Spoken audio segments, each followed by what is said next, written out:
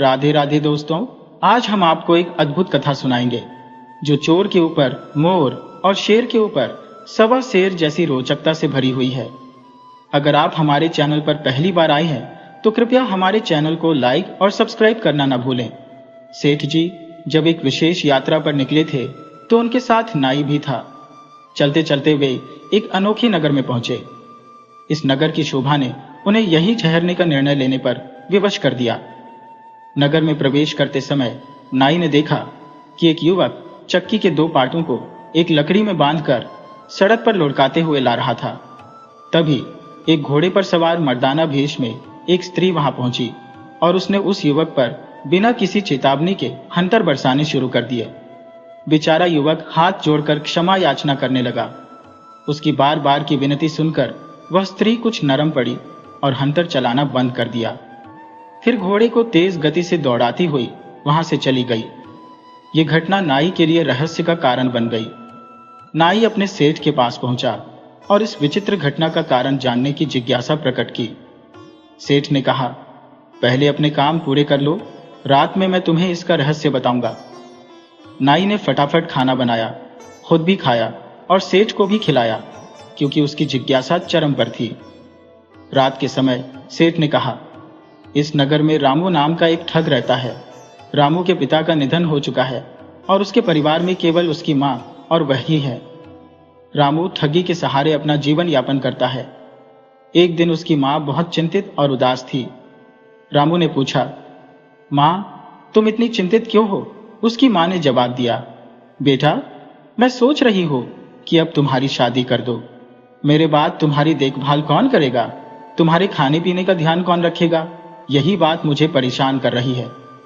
रामू ने अपनी मां को सांत्वना देते हुए कहा, मां अब तो चिंता मत कर, मैंने शादी करने का निश्चय कर लिया है। जल्द ही मैं तुम्हारे लिए एक सुंदर बहू लेकर आऊंगा जो तुम्हें हर प्रकार से आराम देगी। ये सुनकर उसकी मां का चेहरा खिल उठा। रामू ने आगे कहा, बहू के आने के बाद तुम्हें चूल्हा चौका और इन छोटे छोटे कामों से छुटकारा मिल जाएगा। तुम आराम से बैठकर भगवान का भजन कर सकोगी। उसकी मां ने अपने बेटे को आशीर्वाद देते हुए उसकी भलाई की कामना की। रामू भी अपनी होने वाली पत्नी के लिए आभूषण और अन्य आवश्यक वस्त्र जुटाने में लग गया। इसी क्रम में कहानी और भी रोचक मोड़ लेती है। एक दिन रामू सुनार की दुकान पर पहुंचा। उसने बेहद उम्दा और आकर्षक वस्त्र धारण कर रखे थे, जिससे सुनार ने उसे किसी धनाढ्य ग्राहक के रूप में ग्रहण किया। रामू ने सुनार से पूछा, आपके पास सबसे उत्तम और उत्कृष्ट आभूषण है क्या? सुनार ने उसे बड़े आदर से जवाब दिया, हाँ, हमारे पास उच्च गुणवत्ता वाले आभूषण उपलब्ध है, मैं आपको दिखाता हूं। सुनार ने अपनी दुकान के सबसे मनमोहक और मूल्यवान हार रामू के समक्ष प्रस्तुत किए। रामू ने उनमें से एक अत्यंत सुंदर हार पसंद किया और बोला, मुझे यह हार दिखाइए जो न केवल आकर्षक हो बल्कि इसकी कीमत भी उपयुक्त हो। सुनार ने तत्परता से कहा, जी, यह हार आपकी पसंद के अनुकूल है। इसकी कीमत 5,000 रुपये है। रामू ने उत्तर दिया, ठीक है, आप इसकी रसीद तैयार कीजिए, तब तक मैं पैसे निकालता हूं। जैसे ही सुनार रसीद लिखने के लिए दुकान के भीतर गया, योजना के अनुसार रामू की मां ग्राहक बनकर वहां आई। वह दिखावे के लिए सजाए गए अन्य आभूषणों को ध्यानपूर्वक देखने लगी। इससे पहले कि सुनार कुछ समझ पाता, रामू ने चुना हुआ हार अपनी मां को दे दिया। उनकी मां ने वह हार अपने पास रख लिया और सुनार के लौटने से पहले ही दुकान से बाहर चली गई। जब सुनार लौट कर आया, उसने रसीद रामू को दी। रामू ने अपनी जेब से 5,000 रुपये गिनकर सुनार को सौंप दिए। इसके बाद रामू ने सुनार से दूसरा हार दिखाने का आग्रह किया। सुनार ने उसे खुश करने के लिए और आभूषण निकालकर दिखाए। सुनार को यह विश्वास हो गया था कि यह धनी ग्राहक एक साथ 2 हार खरीदेगा। जैसे ही रामू ने दूसरा हार लिया, वह दुकान से बाहर जाने लगा। सुनार ने रोक कर कहा, आपने जो दूसरा हार लिया है उसकी कीमत अभी चुकाई नहीं है, कृपया इसका भुगतान करें। रामू गुस्से में बोला, मैंने पहले ही 5,000 रुपये दे दिए हैं, अब क्या एक चीज की कीमत 2 बार चुकानी होगी? दोनों के बीच विवाद बढ़ता गया और बात हाथापाई तक पहुंच गई। दुकान के बाहर भीड़ इकट्ठा हो गई। लोग चर्चा करने लगे कि आखिर माजरा क्या है। रामू कहने लगा, मैंने अपने हार की कीमत चुका दी है, अब ये मुझे झूठी आरोप में फंसा रहे हैं। वही सुनार का कहना था, इसने मुझसे 2 हार लिए हैं, लेकिन केवल 1 की कीमत दी है। मामला बढ़ता देख पुलिस को बुलाया गया। दोनों को पुलिस थाने ले जाया गया, जहां कोतवाल ने सुनार से सख्ती से पूछा, सच सच बताइए, ये मामला क्या है। तब सुनार हाथ जोड़कर कहने लगा, हुजूर, यह व्यक्ति मुझसे एक हार खरीदने आया था। उसने पहले हार की कीमत चुकाई और उसकी रसीद बनवाई, लेकिन इसके बाद इसने दूसरा हार भी उठा लिया और उसकी कीमत चुकाए बिना दुकान से बाहर जाने लगा। जब मैंने इसे रोका और दाम मांगे तो यह कहने लगा कि मैं पहले ही कीमत चुका चुका हूं। सुनार की बात सुनने के बाद कोतवाल ने रामू की ओर मुखातिब होकर पूछा, अब तुम बताओ, क्या यह दुकानदार सच बोल रहा है। रामू ने शांत और गंभीर स्वर में कहा, नहीं हुजूर, यह पूरी तरह झूठ है। मैंने इनसे सिर्फ एक ही हार खरीदा है, जिसकी रसीद मेरे पास है। इसके बाद रामू ने अपनी जेब से रसीद निकाली और कोतवाल के समक्ष पेश कर दी। उसने आगे कहा, हुजूर, आप मेरी पूरी तलाशी ले सकते हैं। यदि मेरे पास दूसरा हार मिल जाए तो आप मुझे सख्त से सख्त सजा दीजिए, लेकिन अगर मेरी बात सच निकले तो इस सुनार पर कड़ा कदम उठाइए। ये न जाने कितने मासूम ग्राहकों को लूटता होगा। कोतवाल ने रामू की तलाशी ली, लेकिन उसके पास से दूसरा कोई हार नहीं मिला। यह देख सुनार का चेहरा फीका पड़ गया। उसने धीमी आवाज में कहा, हुजूर, इसने वह हार किसी और को दे दिया होगा। रामू तुरंत बोला, देखिए हुजूर, अब यह मुझ पर एक और झूठा आरोप लगा रहा है। मैं इस शहर में परदेशी हूं, यहां मेरा कोई परिचित नहीं है। मैं तो केवल अपनी पत्नी के लिए आभूषण खरीदने आया था। मुझे नहीं पता था कि यहां ऐसी परेशानी का सामना करना पड़ेगा। यदि जानता तो कभी इस शहर में कदम नहीं रखता। रामू की बातों का कोतवाल पर गहरा असर पड़ा। उसने रामू को निर्दोष करार दिया और उसे जाने की अनुमति दी। वहीं सुनार को कड़ी फटकार लगाकर वापस दुकान जाने को कहा। बेचारा सुनार लज्जित होकर दुकान लौट गया। घर पहुंचने पर रामू ने अपनी मां को वह हार सौंप दिया। एक हार उसकी मां पहले ही ले आई थी और दूसरा रामू ने सुनार से ले लिया। दोनों अपनी योजना की सफलता पर बेहद प्रसन्न थे।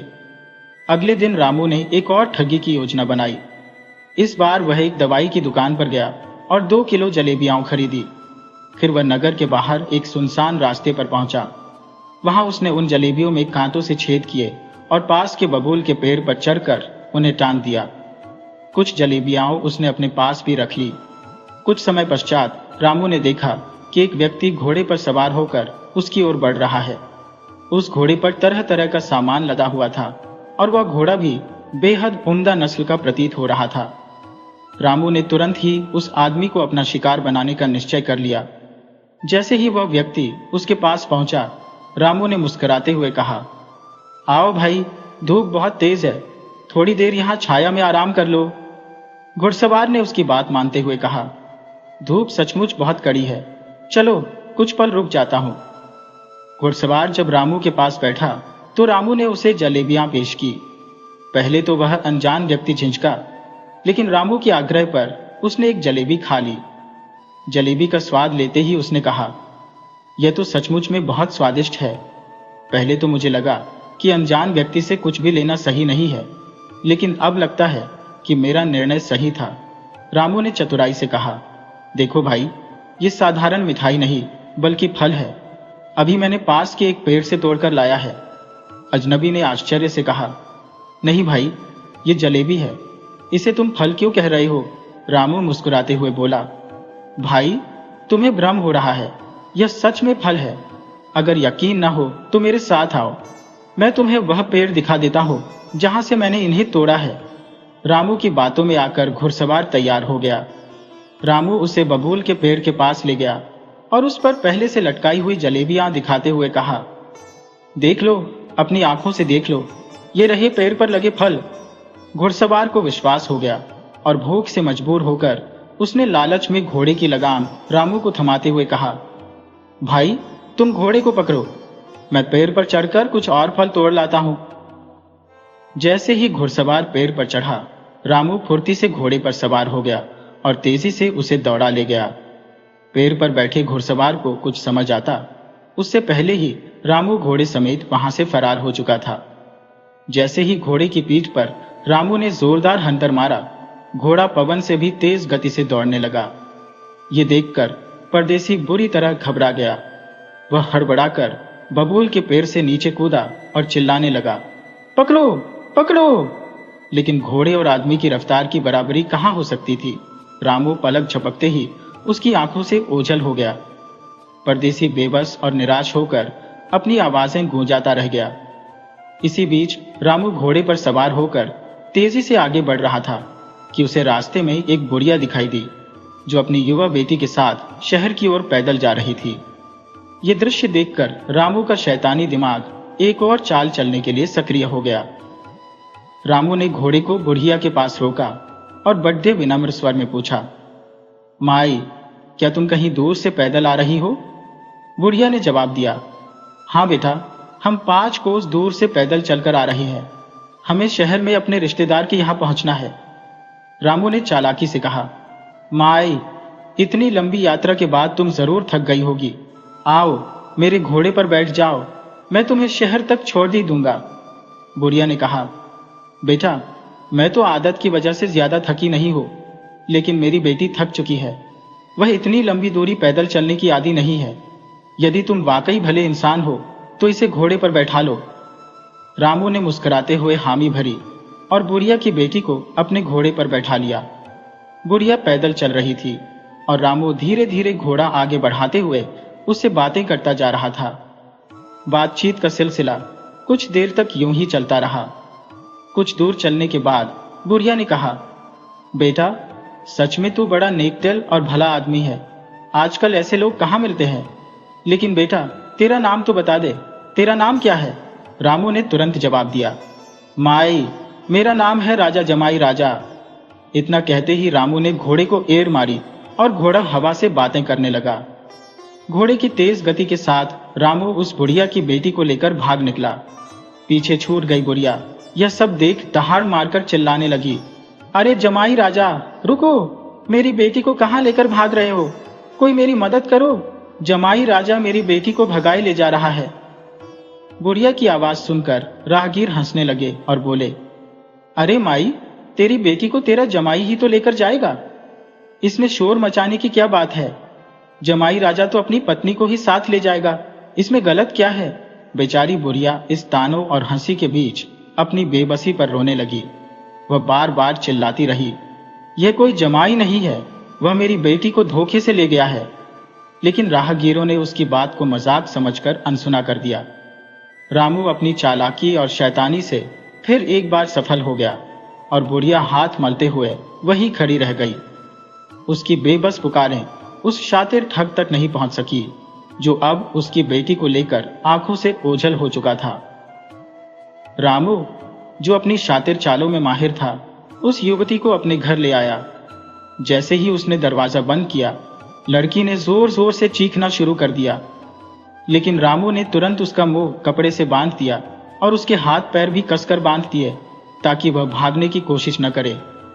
फिर उसने अपनी मां को आवाज दी और गर्व से कहा, मां, तुम हमेशा मुझसे कहती थी कि विवाह कर लो। देखो, मैं तुम्हारे लिए एक सुंदर बहू लेकर आया हूं। यह सुनकर रामू की मां की खुशी का ठिकाना नहीं रहा। जब उसने उस लड़की को देखा तो उसकी खूबसूरती से वह दंग रह गई। लेकिन उसने पूछा, अरे बेटे, तूने इसके हाथ पैर क्यों बांध रखे हैं? खोल दे इन्हें, ये तो मेरी प्यारी बहू है। रामू ने जवाब दिया, मां, ये कोई गड़बड़ न कर दे, इसीलिए बांध दिया है। बुढ़िया ने लड़की के सिर पर हाथ फेरते हुए प्यार से कहा, बेटी, तुम तो बहुत समझदार लगती हो। अब चिल्लाओगी तो नहीं, है ना? लड़की स्थिति को भांप चुकी थी। उसने समझदारी दिखाते हुए सिर हिला दिया और संकेत किया कि वह कोई शोर नहीं करेगी। यह देखकर रामू की मां ने उसके हाथ पैर खोल दिए, लेकिन युवती ने मन ही मन ठान लिया कि वह सही समय आने पर इन्हें सबक सिखाएगी। उस रात रामू की मां ने अपनी नई बहू के लिए तरह तरह के स्वादिष्ट पकवान बनाए, अपने हाथों से उसे खाना खिलाया। युवती ने अपनी चालाकी और विनम्रता से सास और रामू दोनों का विश्वास जीत लिया।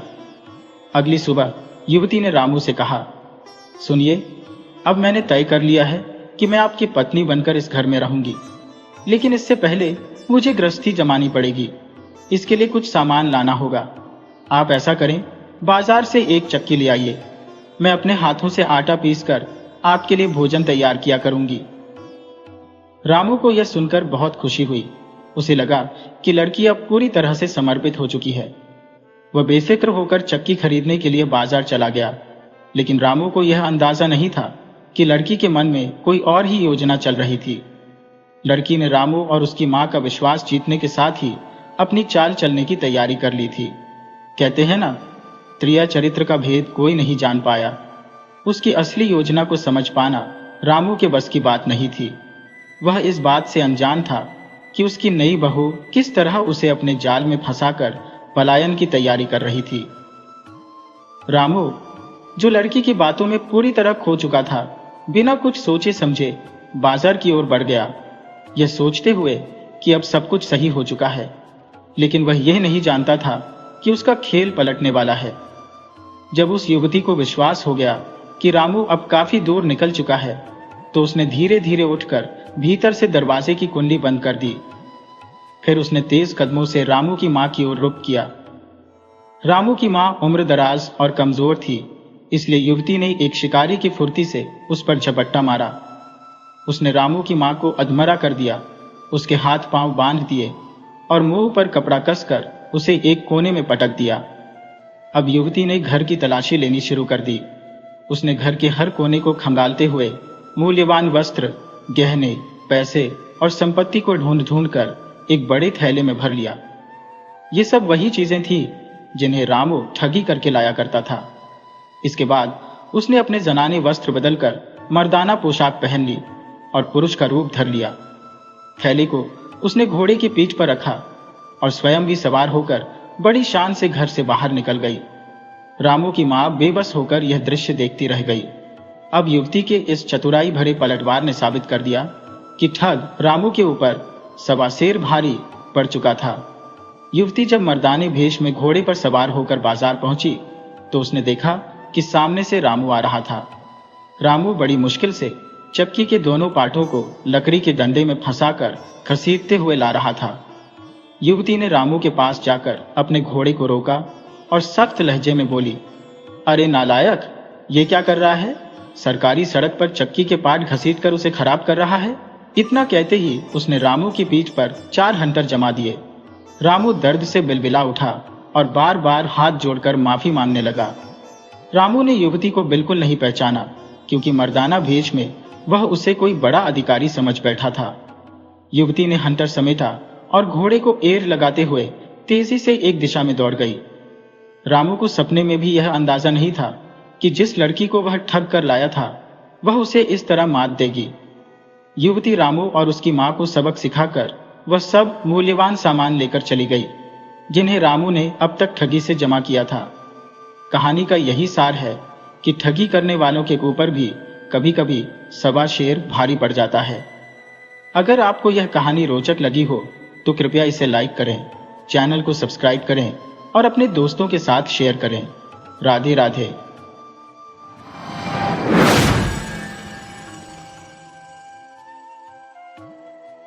बहुत समय पहले की बात है। एक छोटे से गांव जिसका नाम धर्मपुर था, वहां एक निर्धन ब्राह्मण अपने परिवार के साथ जीवन व्यतीत करता था। उसके परिवार में उसकी धर्मपत्नी, बालक और वृद्ध माता पिता शामिल थे। ब्राह्मण अपने परिवार का पालन पोषण भिक्षा मांगकर और पूजा पाठ करके करता था। जो कुछ भी भिक्षा और पूजा से प्राप्त होता, उसी से उनकी गृहस्थी किसी तरह चलती थी। हालांकि यह कहना गलत न होगा कि उनके परिवार का निर्वाह तो हो रहा था, परंतु वास्तविकता यह थी कि कई बार ब्राह्मण और उसकी पत्नी को खाली पेट ही रात गुजारनी पड़ती थी। लेकिन ब्राह्मण की ईश्वर के प्रति असीम श्रद्धा थी। उसका विश्वास भगवान में इस कदर गहरा था कि वह समय मिलते ही ईश्वर की आराधना में डूब जाता। धीरे धीरे उसकी भक्ति का प्रवाह और तीव्र होता गया और ऐसा प्रतीत होने लगा कि भगवान भी उसके भावों को आत्मसात करने लगे हैं। किंतु ईश्वर की कृपा इतनी शीघ्र फलित नहीं होती। कुछ समय बीता और धर्मपुर गांव को भयंकर अकाल ने अपनी चपेट में ले लिया। गांव के हर कोने में भूख और संकट ने अपने पांव पसार लिए। धीरे धीरे स्थिति ऐसी हो गई कि ब्राह्मण को भी भिक्षा मिलना बंद हो गया। एक दिन दोपहर के बाद जब ब्राह्मण खाली भिक्षा पात्र लेकर अपनी छोटी सी झोपड़ी में लौटा तो उसकी पत्नी बेसब्री से उसकी प्रतीक्षा कर रही थी। जैसे ही उसने खाली भिक्षा पात्र देखा, उसकी आंखों में मायूसी छा गई। पत्नी ने कहा, स्वामी, घर में अब खाने को कुछ भी शेष नहीं बचा है। आटा, चावल, दाल, नमक, शक्कर, गुड़ और आलू जैसी सारी आवश्यक वस्तुएं समाप्त हो चुकी हैं। कल जब आप भिक्षा के लिए जाएंगे तो वापसी में कुछ राशन अवश्य ले आइएगा। ब्राह्मण, जो भगवान विष्णु की भक्ति में सदैव लीन रहता था, शांत भाव से बोला, भाग्यवान, जैसा मेरे विष्णु जी की कृपा होगी वैसा ही होगा। पत्नी की आंखें भर आई। वह बोली, हे स्वामी, मैं और आप तो किसी प्रकार भूख सहन कर ही लेते हैं, परंतु माता पिता और छोटे बच्चों को भूखे देखकर मेरा हृदय व्याकुल हो उठता है। उनका दुख मुझसे सहा नहीं जाता। इतना कहते कहते उसकी आवाज भारी हो गई। ब्राह्मण ने उसे सांत्वना देते हुए कहा, भाग्यवान, धैर्य रखो। यदि भगवान की इच्छा हुई तो कल मैं अवश्य घर के लिए आवश्यक वस्तुएं लेकर लौटूंगा। अगले ही प्रातः ब्राह्मण अपने खाली भिक्षा पात्र को लेकर घर से निकल पड़ा, किंतु आज उसने अपना रुख गांव की गलियों से हटाकर घने जंगल की ओर कर लिया। जंगल पहुंचकर उसने सूखी लकड़ियों को एकत्र किया और उन्हें कसकर बांध लिया। इसके बाद वह बाजार की ओर प्रस्थान करने लगा, जो उसके गांव से थोड़ी दूरी पर स्थित था। बाजार के समीप पहुंचने ही वाला था कि उसे पीछे से किसी वृद्ध का पुकारना सुनाई दिया। बूढ़े व्यक्ति ने आवाज देकर कहा, अरे भाई, इतने बड़े लकड़ी के गट्ठर के साथ कहां जा रहे हो? इस ठंड में थोड़ा लकड़ी मुझे भी दे दो, आग जलाकर अपनी ठिठुरन मिटा लूंगा। ब्राह्मण ने उस व्यक्ति की बातों को ध्यानपूर्वक सुना और अपने लकड़ी के गट्ठर का 1/4 हिस्सा उसे सौंप दिया। वृद्ध फकीर ने यह देखकर उसे अपार आशीर्वाद दिए। वह बोला, हे सज्जन, तुम्हारे परिवार पर ईश्वर की अनंत कृपा बनी रहे। तुम्हारे घर में सदा सुख समृद्धि हो, तुम्हारे सारे कष्ट शीघ्र दूर हो। कुछ समय बाद ब्राह्मण बाजार पहुंचा। उसने अपने बचे हुए लकड़ियों के गट्ठर को भूमि पर रखा ही था कि अचानक 4-5 व्यक्ति उसके पास दौड़ते हुए आ पहुंचे। उनमें से एक ने विनम्रता से कहा, भाई, कृपया ये सारी लकड़ियां हमें दे दो, हमें इनकी बहुत आवश्यकता है। ब्राह्मण ने थोड़ा अचरज भरे स्वर में कहा, भाइयों, मैं ये लकड़ियां बेचने आया हूं। इस पर उनमें से एक व्यक्ति बोला, भैया, अभी हमारे पास पैसे नहीं है, लेकिन हमें तुरंत श्मशान घाट में इन लकड़ियों का उपयोग करना है। हमारे पिताजी की अंत्येष्टि के लिए इनकी सख्त जरूरत है। जैसे ही हमारी स्थिति ठीक होगी, हम यहीं आकर तुम्हारा पूरा भुगतान कर देंगे। ब्राह्मण ने उनके दुख को समझते हुए सहर्ष अपनी सारी लकड़ियां उन्हें सौंप दी। इसके पश्चात वह खाली हाथ अपने गांव की ओर लौटने लगा। रास्ते में उसकी आंखों के सामने अपने छोटे छोटे भूखे बच्चों के मासूम चेहरे और अपने वृद्ध माता पिता की आशा भरी निगाहें घूमने लगी। साथ ही अपनी पत्नी को दिया हुआ वह वचन भी याद आने लगा कि वह घर के लिए आवश्यक वस्तुएं लेकर लौटेगा। इन सब विचारों से उसका हृदय भारी हो गया और उसकी आंखें अश्रुपूर्ण हो उठी।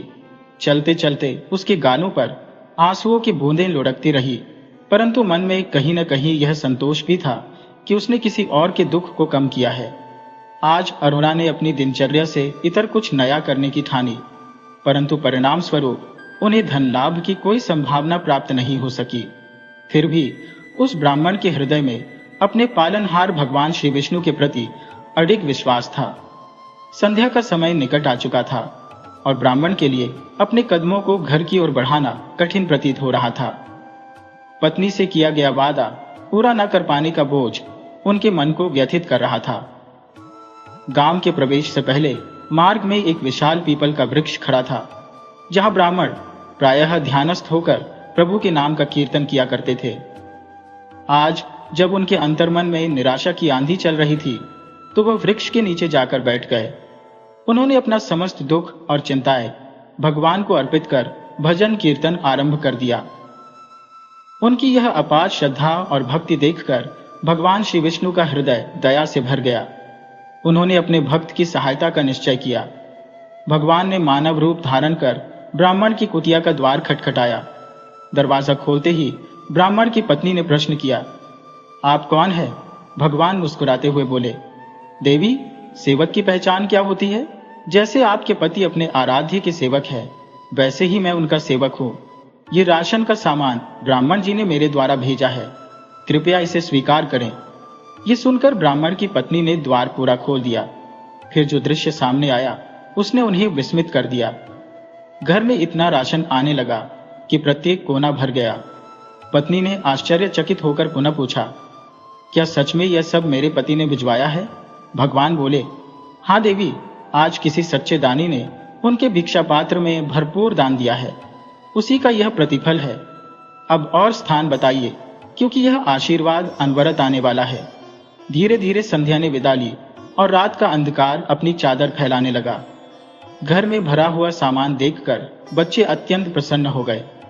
वे कभी चीनी के बोरे से चीनी निकाल कर छकते तो कभी गुड़ का स्वाद लेते। उनकी प्रसन्नता का ठिकाना न था। उधर ब्राह्मण की पत्नी को चिंता सता रही थी कि इतने सामान के बावजूद उनके पति अभी तक घर क्यों नहीं लौटे। सामान व्यवस्थित करते करते वह थक चुकी थी, परंतु परिवार के अन्य सदस्य, विशेषकर बच्चे, आनंद और उत्साह में सराबोर थे। घर में भरा हुआ सामान भगवान की कृपा का जीवंत प्रमाण बन चुका था। उधर राममन जी अब तक घर नहीं लौटे थे, लेकिन घर में सामान आने का सिलसिला अब भी अनवरत चल रहा था। अंततः ब्राह्मण की पत्नी ने दोनों हाथ जोड़ते हुए निवेदन किया, सेवक जी, शेष सामान हमारे घर के बगल वाली खाली जगह पर रखवा दें। कठिन दिनों में मेरे पतिदेव गांव के लोगों से भिक्षा लाकर ही परिवार का गुजारा करते थे, परंतु अब गांव के हालात बेहतर नहीं है, इसलिए जब वे लौट आएंगे तो आवश्यक चीजें छोड़कर बाकी सारा सामान हम अपने गांव वासियों को समर्पित कर देंगे। मुझे अभी अपने पति को ढूंढने भी जाना है, क्योंकि वे अब तक लौटे नहीं हैं। भगवान ने मुस्कुराते हुए कहा, जैसा आप चाहें देवी। संभवतः आपके स्वामी प्रभु की भक्ति में लीन होंगे। इतना कहकर भगवान वहां से चले गए, किंतु ब्राह्मण की पत्नी के त्याग और परोपकार की भावना ने भगवान को गहराई तक प्रभावित कर दिया। परिजनों ने ब्राह्मण की खोज आरंभ की। जब वे पीपल के वृक्ष के नीचे भजन में लीन दिखाई दिए तो सभी उनकी ओर बढ़ने लगे।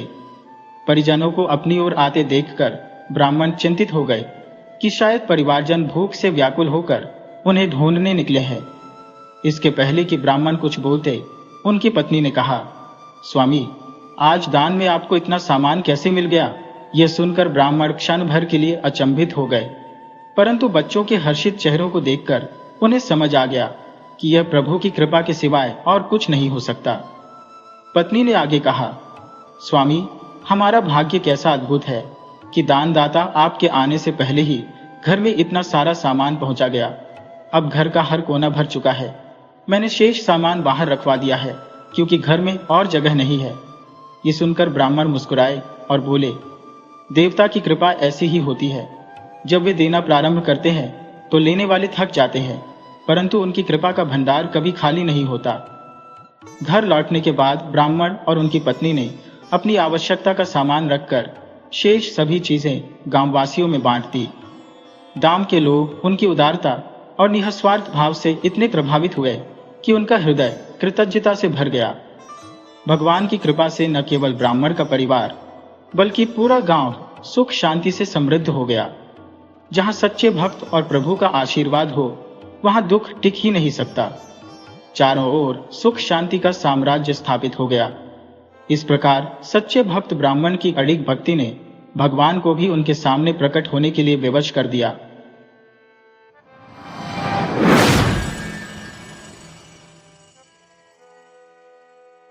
राधे राधे दोस्तों, आज हम आपको सुनाएंगे एक अद्भुत कहानी।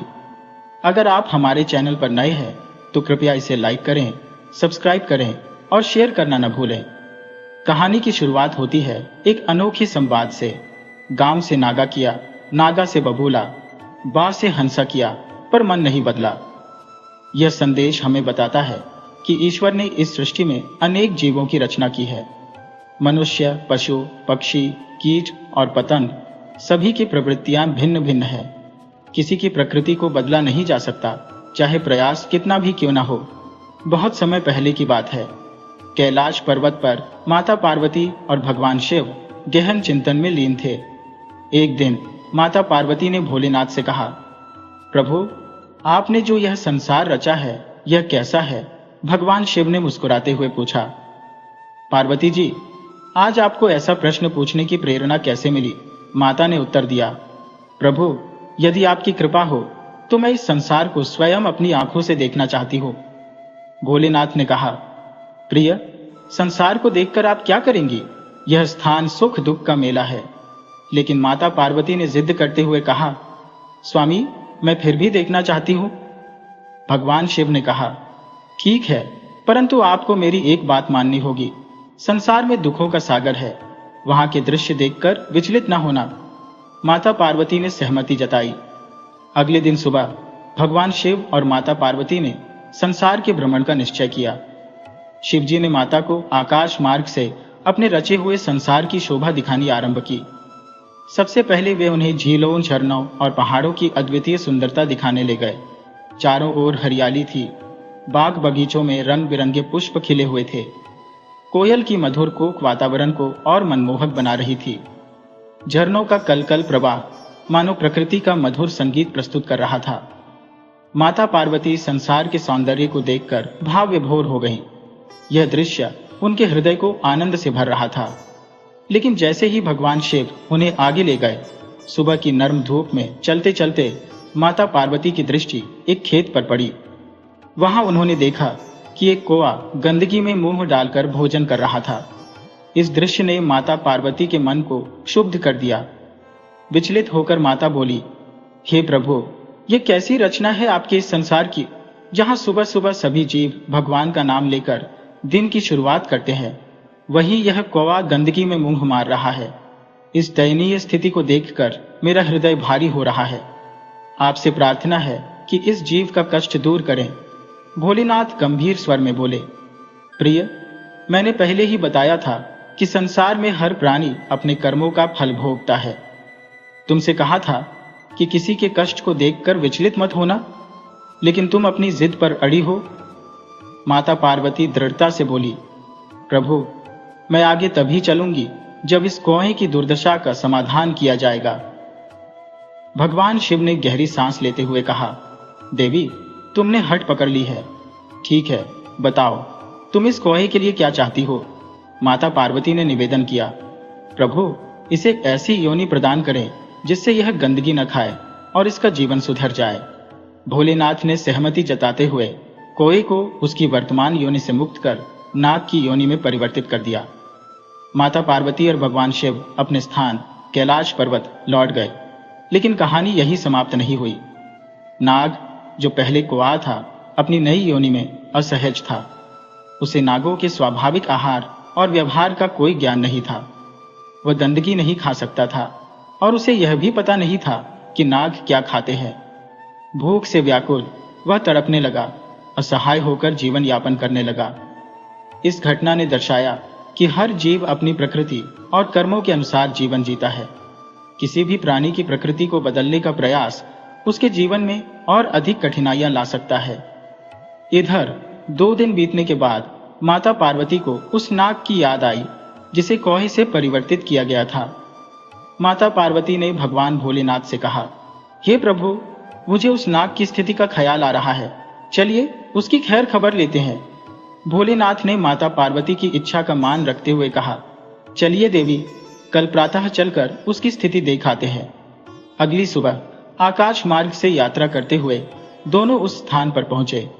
वहां उन्होंने देखा कि नाग भूख से व्याकुल होकर भूमि पर पड़ा है। यह दृश्य माता पार्वती के हृदय को व्यथित कर गया। उनकी ममता उमड़ पड़ी और वे चिंता से भर गईं। माता ने भोलेनाथ से पूछा, हे प्रभु, यह क्या हो रहा है? यह तो भूख के कारण तड़प रहा है। इसका जीवन इस प्रकार क्यों हो रहा है? भोलेनाथ ने नाग से कहा, क्यों भाई, तू भूखा क्यों पड़ा है? नाग ने उत्तर दिया, प्रभु, मुझे नहीं पता कि मेरा भोजन क्या है, मैं क्या खाऊं, मुझे कुछ भी समझ नहीं आ रहा है। भोलेनाथ ने समझाते हुए कहा, तू अब कौए की योनि में नहीं है, बल्कि नाग की योनि में है। नागों का भोजन छोटे छोटे कीट पतंगे और जीव होते हैं। ये भोजन जंगल में पर्याप्त मात्रा में मिलते हैं। तू जंगल में जाकर अपने लिए भोजन ढूंढ और जीवन का आनंद ले। ये सुनकर नाग ने निराश स्वर में कहा, प्रभु, मैंने अपने जीवन में कभी कीट पतंगे मारे नहीं है, न ही खाए हैं। उन्हें पकड़ना तो मुझे आता ही नहीं है। माता पार्वती जो समीप खड़ी थी, ये संवाद सुन रही थी। अचानक उन्होंने कहा, हे प्रभु, इसकी पूर्व योनि में भी रंग काला था और अब भी इसका रंग काला है। क्यों न इसके रंग को भी परिवर्तित कर दिया जाए और इसके लिए एक नई योनि बनाई जाए, ताकि यह अपने भोजन का प्रबंध आसानी से कर सके। भोलेनाथ ने कहा, देवी, आप क्या चाहती हैं? माता पार्वती ने सुझाव दिया, प्रभु, यहाँ पास के तालाब में बहुत सारी मछलियां हैं। क्यों न इसे बगुले की योनि प्रदान की जाए, ताकि यह मछलियों को पकड़कर अपना पेट भर सके और अपना जीवन सहजता से व्यतीत कर सके। भोलेनाथ ने माता पार्वती की बात मानकर नाग को बगुले की योनि में परिवर्तित कर दिया। अब वह तालाब में मछलियां पकड़कर अपने जीवन का निर्वाह करने में समर्थ हो गया। इस प्रकार माता पार्वती की करुणा और भोलेनाथ की सहमति ने उस जीव को एक नई दिशा प्रदान की। प्रभु शिव बोले, ठीक है देवी, जैसा आप चाहती हैं वैसा ही होगा। इस नाग को अब बगुला बना देते हैं। और उन्होंने कोए को नाग योनि से मुक्त कर पक्षियों की योनि में परिवर्तित कर बगुला बना दिया। बगुले को पास के तालाब में भेज दिया गया। इसके बाद माता पार्वती और भगवान भोलेनाथ अपने निवास कैलाश पर्वत लौट आए। तालाब में जाकर बगुला मछलियां पकड़ने लगा, लेकिन दिन भर की अथक मेहनत के बाद भी उसे मुश्किल से 1-2 मछलियां ही मिलती। उसका पेट पूरी तरह नहीं भरता था। आधा भूखा रहने के कारण उसका शरीर कमजोर होता जा रहा था और वह भीतर से टूटने लगा। इधर कैलाश पर्वत पर माता पार्वती को एक दिन फिर बगुले का ख्याल आया। उन्होंने अगली सुबह भगवान शिव से कहा, हे प्रभु, चलिए उस बगुले का हालचाल जानने चलते हैं। भगवान शिव ने उनकी बात मान ली और दोनों बगुले की कुशलता जानने आकाश मार्ग से तालाब की ओर चल पड़े। जब वे वहां पहुंचे तो देखा कि बगुला अत्यधिक दुर्बल हो चुका था। उसकी दयनीय दशा देखकर माता पार्वती का हृदय करुणा से भर गया। भगवान शिव ने बगुले से पूछा, क्यों भाई, तुम इतने कमजोर क्यों हो? बगुले ने उत्तर दिया, हे प्रभु, मैं तालाब में दिन भर मेहनत करता हूं, लेकिन मुश्किल से 1 या 2 मछलियां ही पकड़ पाता हूं। इससे मेरी भूख पूरी तरह शांत नहीं होती। भूखा रहने के कारण मेरा शरीर दिन ब दिन कमजोर होता जा रहा है। बगुले की विवशता देखकर माता पार्वती का हृदय व्याकुल हो उठा। उन्होंने कहा, हे प्रभु, मेरी एक अंतिम इच्छा है, कृपया इसे पूरा कीजिए। भगवान शिव ने कहा, देवी, बताइए आपकी अंतिम इच्छा, इसे अवश्य पूरा किया जाएगा। माता पार्वती बोली, प्रभु, आपने इसे कोहे से नाग और फिर बगुला बनाया, लेकिन यह दोनों रूपों में दुखी रहा। अब मैं चाहती हूं कि इसे हंस बना दिया जाए और इसे हंसलोक भेज दिया जाए। हंस का जीवन इसे शांति और संतोष प्रदान करेगा। भगवान शिव ने कहा, जैसा आप चाहती हैं देवी, आपकी इच्छा पूरी की जाएगी। और उन्होंने बगुले को हंस का स्वरूप प्रदान कर उसे हंसलोक भेज दिया। इस प्रकार माता पार्वती की करुणा और भगवान शिव की कृपा ने बगुले को एक ऐसा जीवन प्रदान किया जिसमें वह शांति और संतोष पूर्वक रह सके। शिवजी ने माता पार्वती की भावना समझते हुए मुस्कुराकर कहा, ठीक है देवी। उन्होंने बगुले को हंस में परिवर्तित कर दिया और उसे संबोधित करते हुए कहा, जाओ, हंसलोक तुम्हारी प्रतीक्षा कर रहा है। फिर उसे हंसलोक भेज दिया गया। माता पार्वती इस पर अत्यंत प्रसन्न हुई और भोलेनाथ के साथ पुनः कैलाश पर्वत लौट आई। इधर जो बगुला कभी कौवा और नाग था, वह अब हंस बनकर हंसलोक पहुंचा। वहां उसका जीवन अत्यंत सुखमय हो गया। समय के साथ वह हंसलोक की अद्भुत छटा में रम गया और अपने नए स्वरूप का आनंद लेने लगा। एक दिन देवलोक में भव्य समारोह का आयोजन हुआ। इसमें सभी देवी देवताओं के साथ साथ हंसलोक और परिस्थान के निवासियों को भी आमंत्रित किया गया। समारोह में देवगण ने सभी मेहमानों का आदर पूर्वक स्वागत किया और 56 प्रकार के व्यंजनों से सजी दावत परोसी। सभी ने प्रेम पूर्वक इस भव्य आयोजन का आनंद लिया। हंसलोक से आए हंस, जिनमें कौवे से हंस बना वह हंस भी शामिल था, परियों और अन्य अतिथियों के साथ भोजन का स्वाद छक रहे थे। भोजन के उपरांत सभी विश्राम कक्ष में चले गए। इस बीच समारोह में बचा हुआ भोजन उचित स्थान पर फेंक दिया गया विश्राम कक्ष में बैठा वह हंस, जो कभी कौवा था, अचानक बाहर कौवों के झुंड को भोजन के अवशेषों में जूठन खोजते देख अपनी पुरानी आदतों पर लौट आया। अपनी प्रवृत्ति को रोक न सका और दावत के बावजूद विश्राम गृह छोड़कर जूठन की ओर दौड़ पड़ा। वहां पहुंचकर उसने जूठन में अपना सिर डाल दिया और कौवों की भांति व्यवहार करने लगा। यह दृश्य देखकर समारोह में उपस्थित सभी देवता और अतिथि विस्मित हो गए। रंग रूप से वह हंस था, लेकिन उसकी आदतें कौवों जैसी थी। देवगण आपस में कहने लगे, देखो, यह हंस के रूप में है, लेकिन इसकी प्रवृत्ति अब भी कौवों जैसी है। सभी के चेहरों पर विस्मय और असमंजस की झलक थी, क्योंकि वह दिखने में हंस था, लेकिन भीतर से अब भी कौवा। समारोह के मध्य भगवान शिव गंभीर स्वर में माता पार्वती से बोले, हे देवी, मैंने इसे कोहे से नाग बनाया, नाग से बगुला और बगुले से हंस में परिवर्तित किया, परंतु इसके स्वभाव और मूल प्रवृत्ति में किंचित भी परिवर्तन नहीं आया। आज इसने अपने आचरण से हमारा मस्तक लज्जा से झुका दिया है। माता पार्वती, जो इस दृश्य से पहले ही व्यथित थी, विनम्रता से उत्तर देने लगी, प्रभु, यह मेरी भूल थी, मैं ही इसके लिए उत्तरदायी हूं, कृपया मुझे क्षमा करें। शिवजी ने शांत स्वर में कहा, देवी, क्षमा मांगने का कोई औचित्य नहीं है, परंतु इस घटना से हमने एक महत्वपूर्ण शिक्षा अवश्य पाई है। पात्रता का सम्मान और अनुपात केवल उसी को दिया जाना चाहिए जो वास्तव में उसके योग्य हो। यदि अयोग्य को पात्रता प्रदान की जाती है तो यह न केवल उस गुण का अपमान है, बल्कि दाता का भी निरादर है। उन्होंने आगे जोड़ा, चाहे कोई को हंस बना दिया जाए या उसे राज सिंहासन पर आसीन कर दिया जाए, उसकी मूल प्रवृत्ति अपरिवर्तित ही रहती है। संसार का नियम यही है कि प्रत्येक जीव अपनी प्रकृति और श्रेणी में ही संतोष पाता है। शिवजी के इन गहन शब्दों को सुनकर माता पार्वती मौन हो गई और उनकी आंखों में यह सत्य स्पष्ट रूप से झलकने लगा। यह घटना भगवान शिव की माया का एक अनूठा रूप थी, जो यह समझाने के लिए रची गई थी कि हर प्राणी अपनी प्रकृति के अनुरूप ही सुखी रहता है। दोस्तों, यह कहानी हमें सिखाती है कि पात्रता और योग्यता को परखकर ही किसी को अधिकार या सम्मान दिया जाना चाहिए।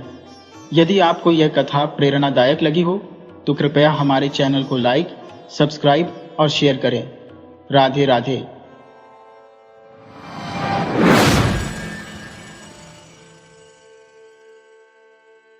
हिमालय के पर्वतीय क्षेत्रों में ब्रह्म कमल को एक अत्यंत पवित्र फूल माना जाता है। यहाँ के लोगों का विश्वास है कि ब्रह्म कमल के दर्शन मात्र से ही जीवन के सभी पाप नष्ट हो जाते हैं। इस फूल के संबंध में अनेक रोचक किंवदंतियां और मिथ कथाएं प्रचलित है। इनमें कहीं इसे देवलोक का फूल बताया गया है, तो कहीं इसे एक अभिशप्त साधु कहा गया है। एक प्रचलित किंवदंती के अनुसार ब्रह्म कमल परिलोक की एक अभिशप्त परी है। बहुत समय पहले की बात है। कहते हैं कि उस समय परिलोक की परियां धरती पर आती थी, यहाँ दिन भर विचरण करती थी और रात का अंधेरा होने के पहले वापस चली जाती थी। परियों को धरती की स्वच्छ साफ पानी की नदियां, झरने, बड़े बड़े तालाब और ऊंचे ऊंचे पर्वत बहुत अच्छे लगते थे। परियां हमेशा जंगलों में ऐसे स्थान पर आती थी जहां दूर दूर तक कोई आदमी न हो।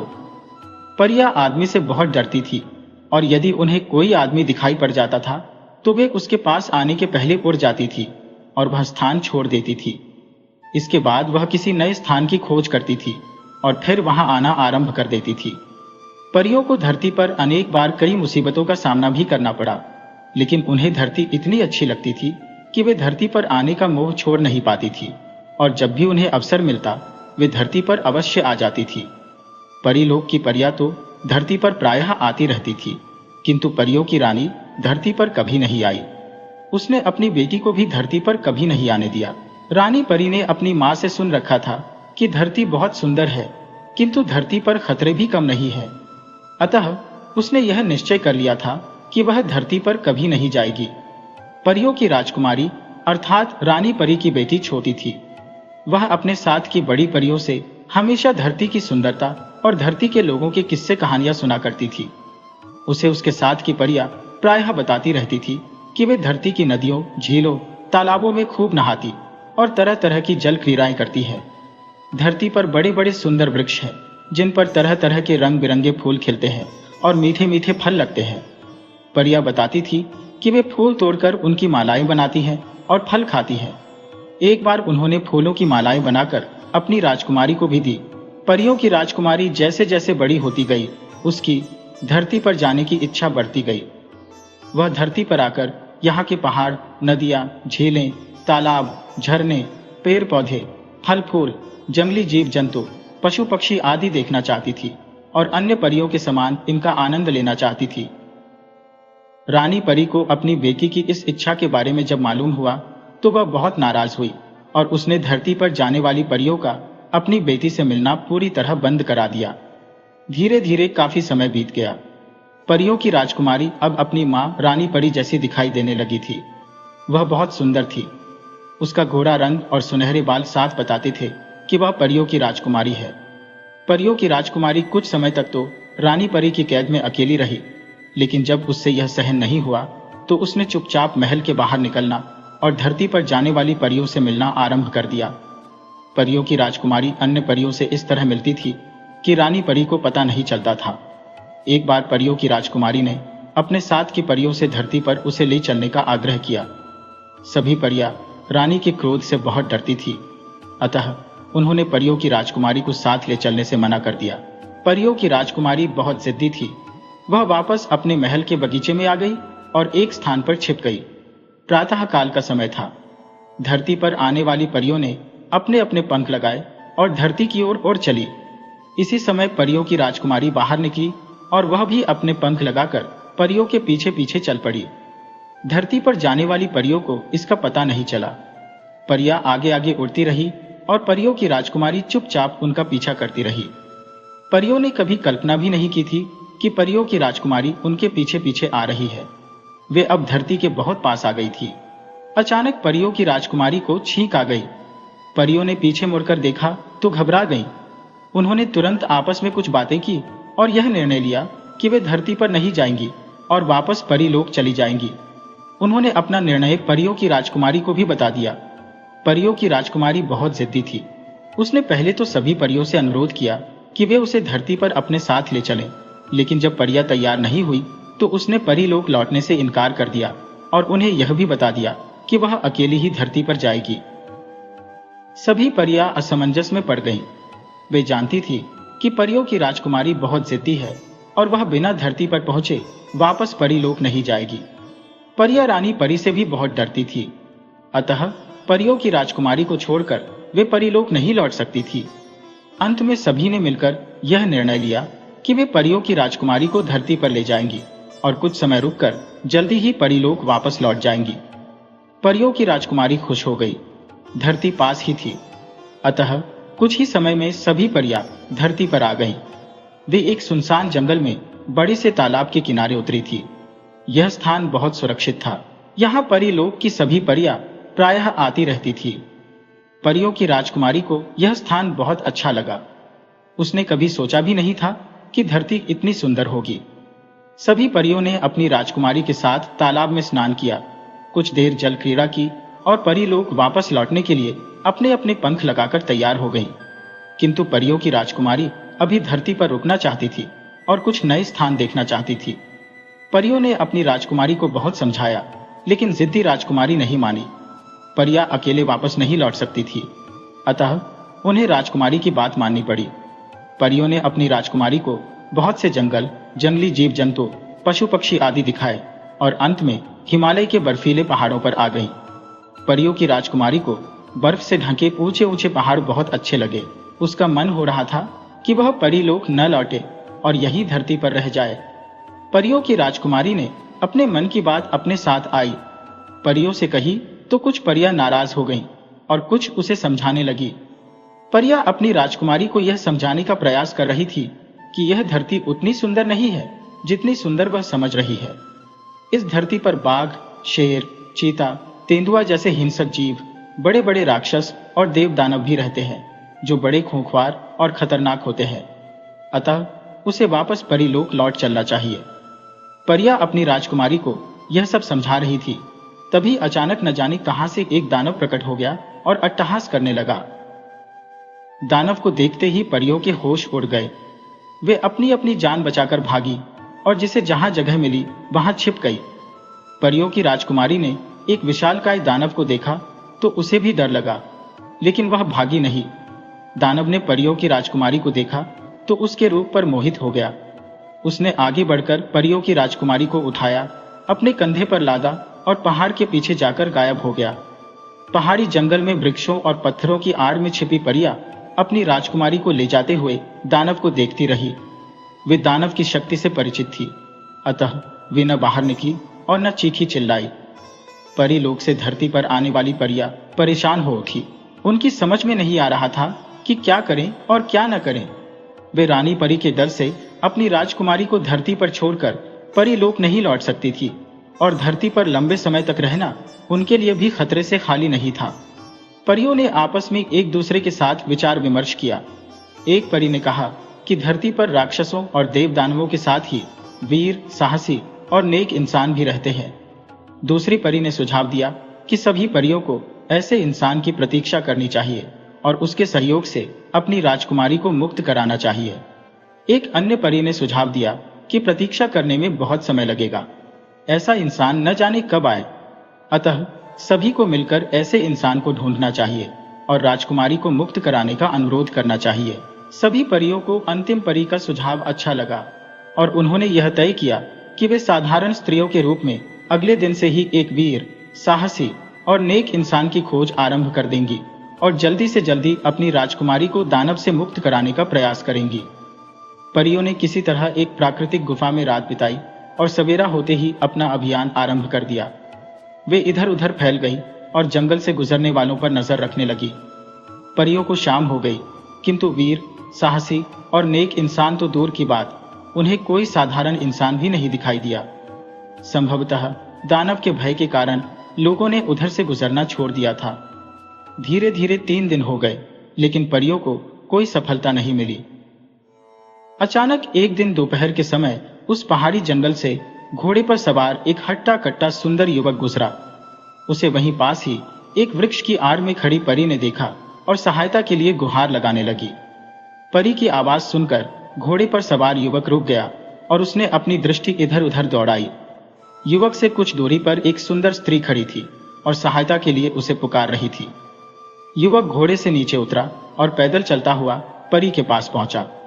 इसी समय अन्य परियां भी आ गई। सभी ने उस युवक को यह बता दिया कि वे परी लोक की परियां है और इसके साथ ही अपनी राजकुमारी के अपहरण की पूरी कहानी भी उसे बता दी। युवक वास्तव में वीर, साहसी और नेक इंसान था। उसने परियों को बताया कि वह इस राज्य का राजकुमार है और उनकी सहायता अवश्य करेगा। परियों को थोड़ी बहुत राहत मिली। राजकुमार अपने राज्य के सभी क्षेत्रों से अच्छी तरह परिचित था। उसे दानव की पूरी जानकारी थी और यह भी मालूम था कि दानव कहाँ रहता है। राजकुमार ने परियों को आश्वासन दिया कि वह उनकी राजकुमारी को दानव से मुक्त कराने का पूरा प्रयास करेगा। इसके बाद वह अपने घोड़े पर सवार हुआ और एक ओर बढ़ गया। राजकुमार ऊंची ऊंची असमतल पहाड़ी चट्टानों पर बड़ी तेजी से अपना घोड़ा दौड़ाता रहा और कुछ समय बाद एक बड़ी नदी के पास आ पहुंचा। इस नदी के किनारे अनेक बड़ी बड़ी गुफाएं थी।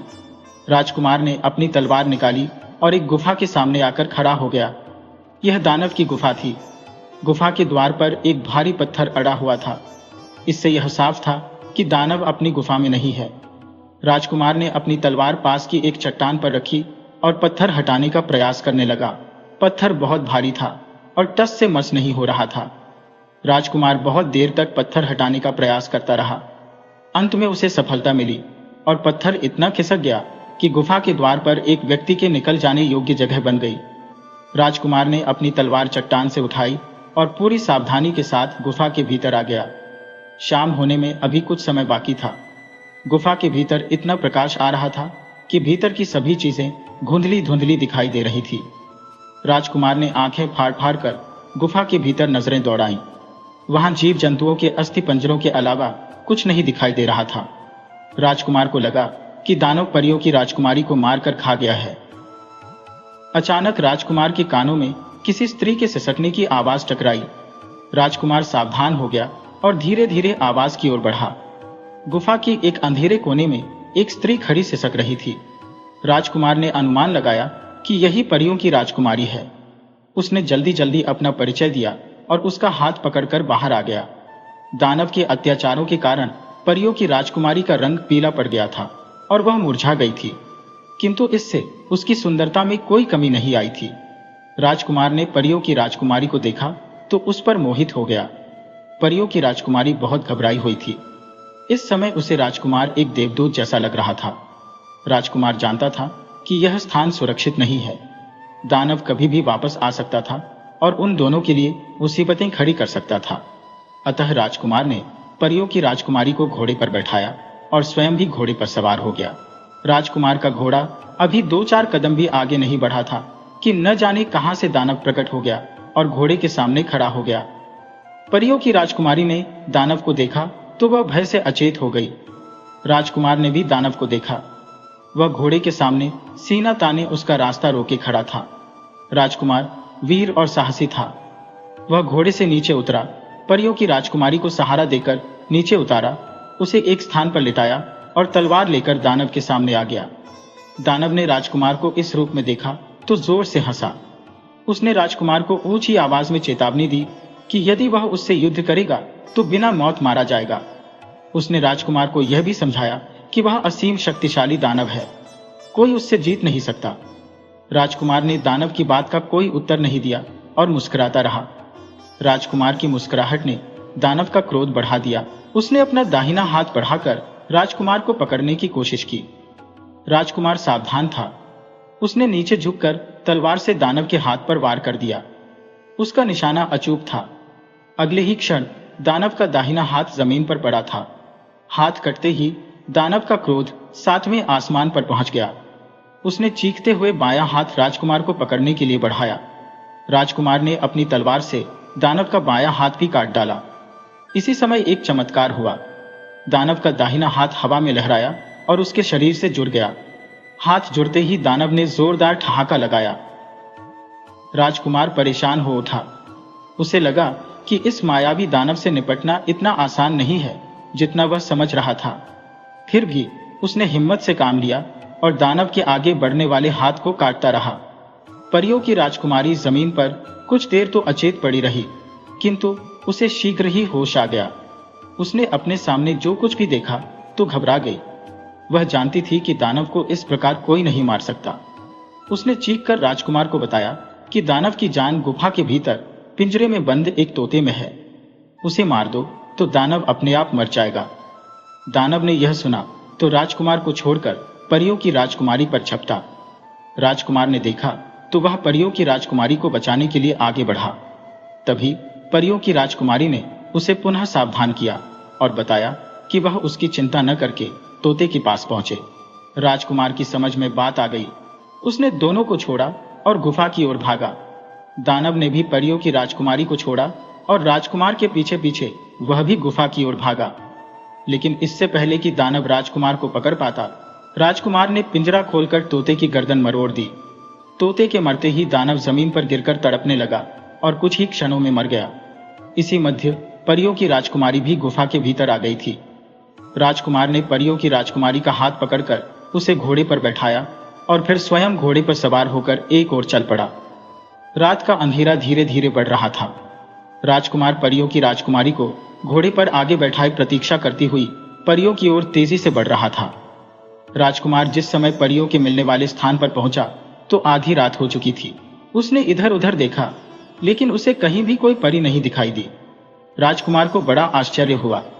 अचानक उसके कानों में घोड़े के हिनहिनाने की आवाज पड़ी। इसी समय कुछ घुड़सवार सैनिक उसके सामने आए, अपने अपने घोड़े से नीचे उतरे और सिर झुकाकर खड़े हो गए। ये सभी राजकुमार के सैनिक थे, जो राजकुमार के महल में वापस न लौटने के कारण उसकी खोज में निकले थे। परियों को इन सैनिकों ने बंदी बना लिया था। राजकुमार की आज्ञा से सैनिकों ने सभी परियों को मुक्त किया। एक एक परी को एक एक सैनिक ने अपने घोड़े पर बैठाया और महल आ गए। राजकुमार के साथ परियों की राजकुमारी भी थी। राजकुमार ने परियों की राजकुमारी सहित सभी परियों को अपने महल में राजसी ठाट बाट से रखा और उन्हें अपने राज्य की सुंदर सुंदर झीलों, नदियों और वनों की सैर कराई। वास्तव में वह परियों की राजकुमारी को हृदय से चाहने लगा था और चाहता था कि वह उसके साथ विवाह कर ले। परियों की राजकुमारी भी राजकुमार की वीरता, साहस और सद्व्यवहार पर मोहित थी और उसे चाहने लगी थी। उसके साथ की परियों ने भी एक एक सैनिक को पसंद कर लिया था और उनके साथ रंगरेलियां मना रही थी। इधर परियों और अपनी बेटी के न लौटने के कारण परीलोक की रानी बहुत चिंतित थी। उसने कुछ समय तक तो प्रतीक्षा की और उसके बाद अपना चमत्कारी तारास्त्र लेकर धरती की ओर चल पड़ी। रानी परी का तारास्त्र बड़ा चमत्कारी था। उसने अपने तारास्त्र के द्वारा यह मालूम कर लिया था कि उसकी बेटी और अन्य परियां धरती पर कहाँ हैं और क्या कर रही हैं। उसे यह जानकर बहुत क्रोध आया कि उसकी बेटी अन्य परियों के साथ धरती के मानवों के साथ रंगरेलियां मना रही है। रानी परी सीधी राजकुमार के महल के बगीचे में पहुंची। परियों की राजकुमारी इस समय राजकुमार का सिर अपनी गोद में लिए हुए किसी मधुर विषय पर बातें कर रही थी। उसने अपने सामने रानी परी को देखा तो उसके होश उड़ गए। रानी परी बहुत क्रोध में थी। परियों की राजकुमारी ने राजकुमार का सिर अपनी गोद से हटाया और उठकर खड़ी हो गई। इसी समय परी लोक की अन्य परियां भी अपने अपने साथी सैनिकों के साथ आ गईं।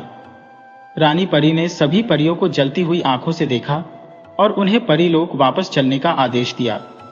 लेकिन परियों ने अपने अपने सिर नीचे कर लिए और अपने अपने साथी का हाथ पकड़ लिया। रानी परी की समझ में आ गया कि बात बहुत आगे बढ़ चुकी है। उसने अपने क्रोध पर नियंत्रण किया और अपनी बेटी सहित सभी परियों को धरती के मानव और उनकी बुराइयों के विषय में बताकर परीलोक लौटने के लिए समझाने लगी। रानी परी ने सभी को बहुत समझाया, लेकिन उसकी बेटी सहित सभी परियों ने परीलोक लौटने से साफ इनकार कर दिया। रानी परी ने सभी को बहुत समझाया, लेकिन जब उसकी बात किसी ने नहीं मानी तो उसे क्रोध आ गया और उसने अपने तारास्त्र की चमत्कारी शक्ति से अपनी बेटी को ब्रह्म कमल बना दिया और उसके साथ ही राजकुमार को पानी का कमल बना दिया। इसके साथ ही उसने अन्य परियों और उनके साथी सैनिकों को भी तरह तरह के फूलों में बदल दिया और दुखी हृदय से परीलोक लौट आई।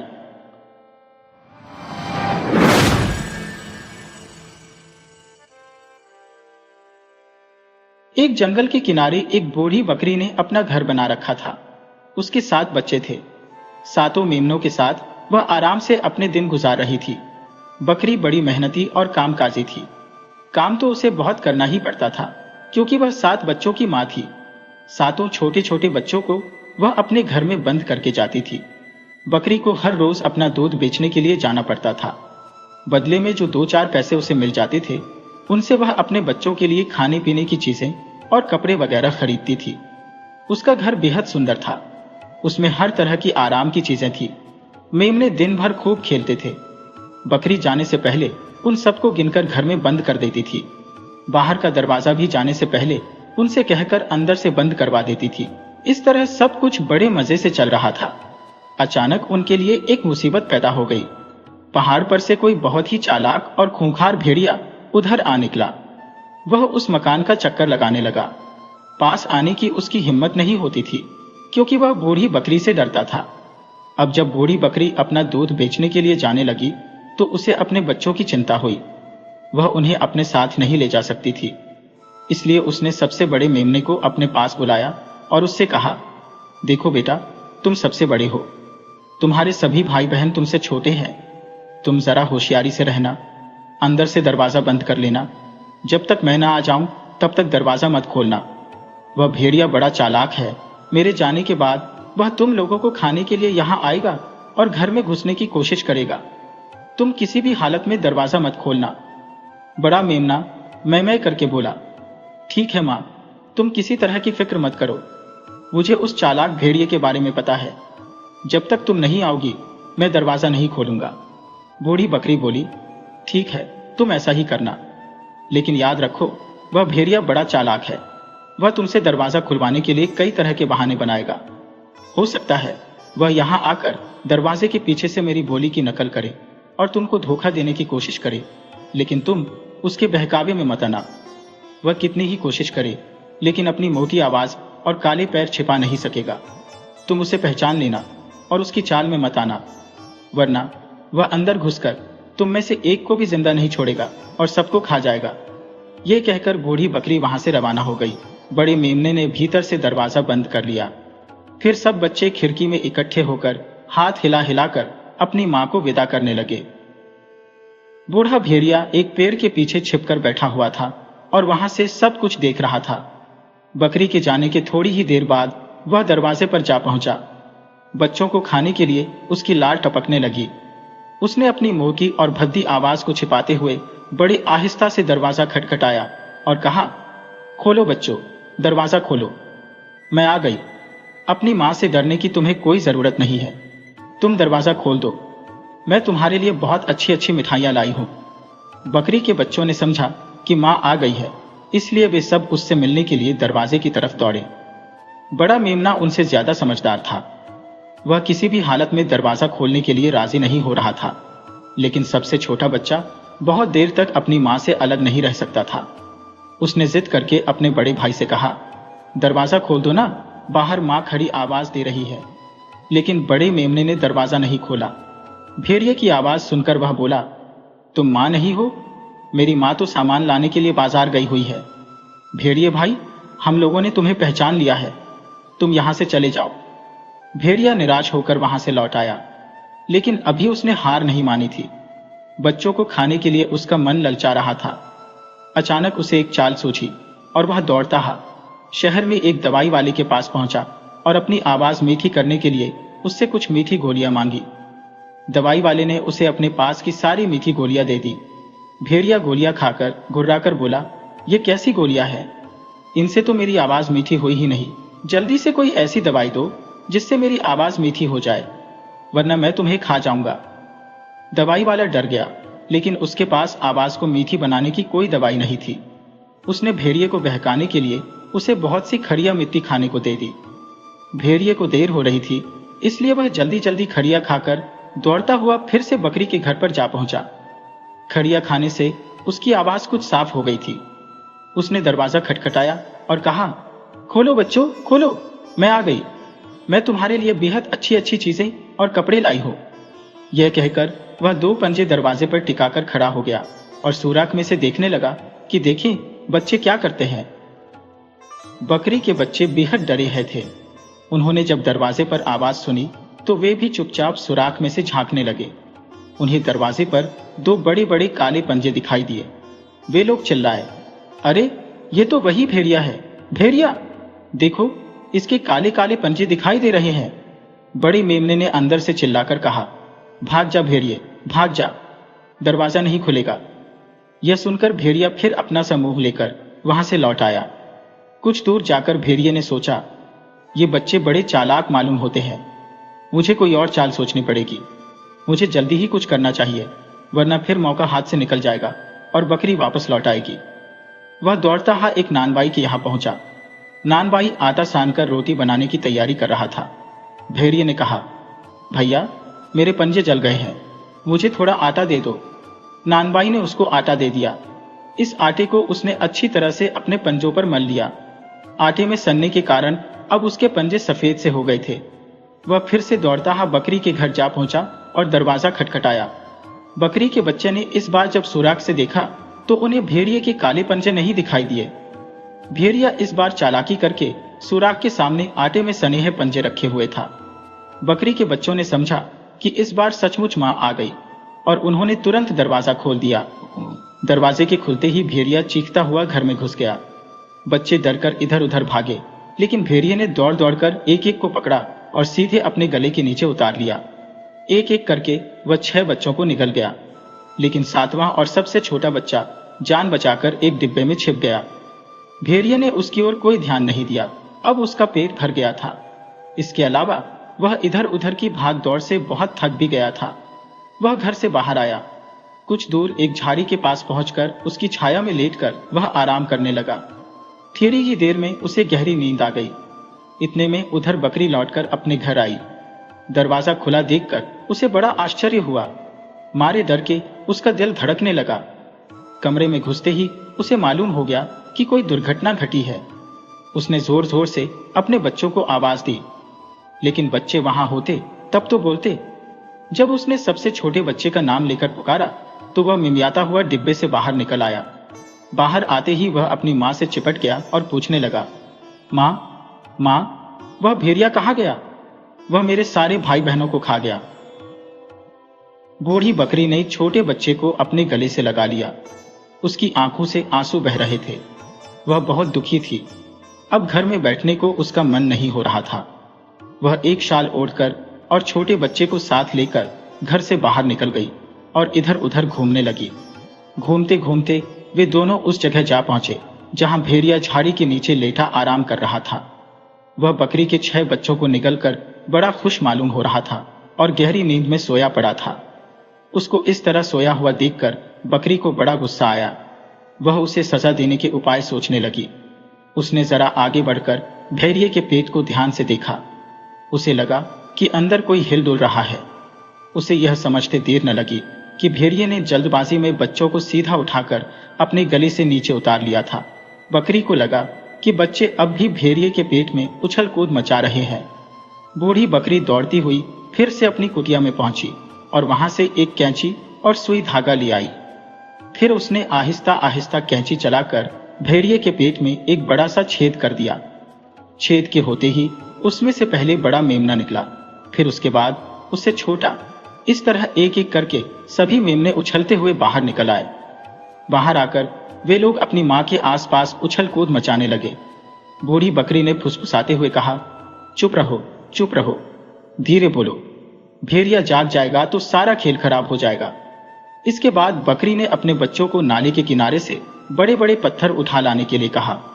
बच्चे दौड़ते ही गए और पत्थर उठा लाए।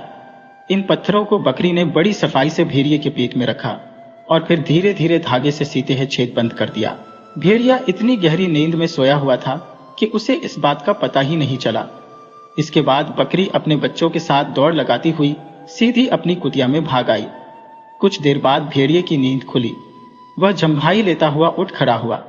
उसे अपना पेट कुछ भारी भारी सा लगा। उसने अपने पेट पर हाथ फेरते हुए सोचा, आज मैंने कुछ ज्यादा खाना खा लिया है। 6 मेमने काफी होते हैं। जब वह मस्ती से चलता हुआ आगे बढ़ा तो उसके पेट में पत्थर खड़खड़ाने लगे। उसने सोचा, पेट में कोई गड़बड़ हो गई है। वह जल्दी जल्दी कदम रखता हुआ नाले के किनारे पहुंचा। उसका जी घबरा रहा था। उसे प्यास भी लगी हुई थी। जब वह झुककर नाले में पानी पीने की कोशिश करने लगा तो उससे अपना वजन संभालते नहीं बना। पेट में पड़े पत्थरों के भार के कारण वह मुंह के बल लुढ़कता हुआ पानी में जा गिरा। उसने पानी में से निकलने के लिए बहुत हाथ पैर मारे, लेकिन भला वह पानी में से निकल ही कैसे सकता था। उसके पेट में पत्थरों का भार था। वह पानी में गहरा डूबता चला गया और फिर कभी पानी के ऊपर नहीं आ सका। बकरी अपने 7 बच्चों के साथ फिर आराम से रहने लगी।